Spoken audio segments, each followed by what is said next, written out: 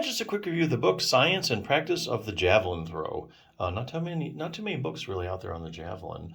I think this is one of the better ones that I've looked over.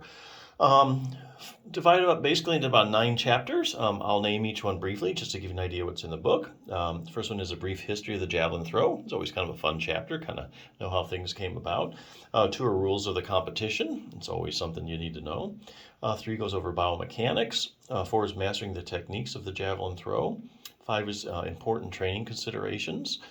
6 is the training program.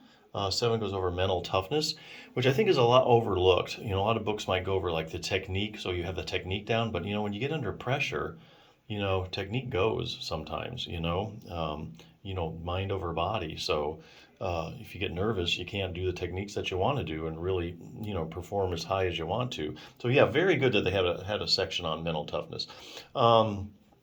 8 is javelin selection. Which is good, and 9 has a reference and a glossary section.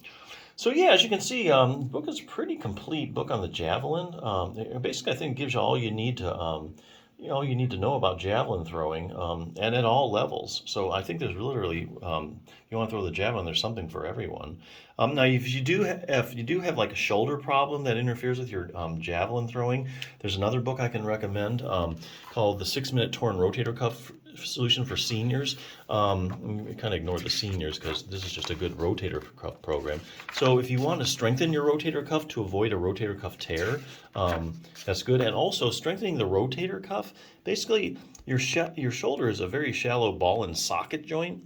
And depends basically on your rotator cuff to really hold it together and for joint stability. So the stronger your rotator cuff is, probably the better your performance is going to be. But if you have a tear or something that's interfering with your javelin throwing, I think this is a good book. Real briefly, just goes over like what is the rotator cuff. Has a lot of pictures in it. So if you're a visual learner, you'll like this. Goes over, what the muscles are, what they do, how that works. Answers you need to know, what are the symptoms of a tear?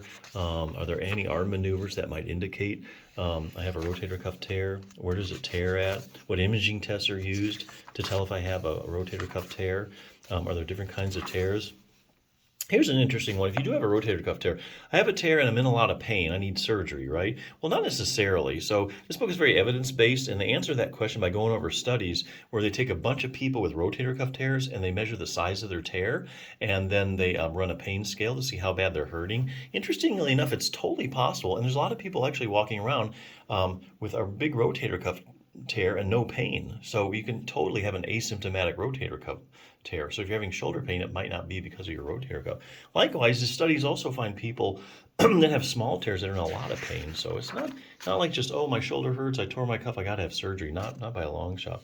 What will happen if I just leave my rotator cuff tear alone? A good question anybody who tears a rotator cuff wants to know.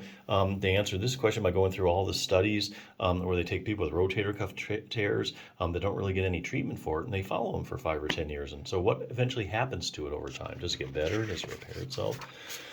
How does exercise compare to surgery when it comes to treating my torn rotator cuff? Probably the biggest question of all. Do I have surgery or can exercise, cut the mustard?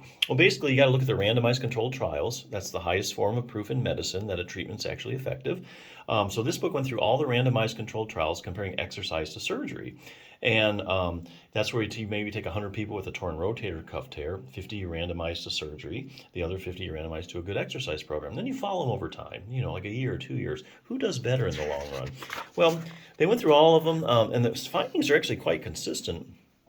Basically, whether you do a good exercise program or you have surgery, you're going to end up at the same place over time. So I thought that was interesting. Anyway, to that end, they have an exercise program. It's 3 different levels depending on where you're at and if you have a tear, how bad you're hurting. They have beginning, intermediate, advanced. So really good book. Basically good even if you just want to prevent a rotator cuff problem and strengthen your shoulder joint, get maximal shoulder stability. This is what I think you'd want to look for there. Good program. But yeah, if you're just interested in the javelin throw, I think at any level, I think this is a great resource. So definitely check it out.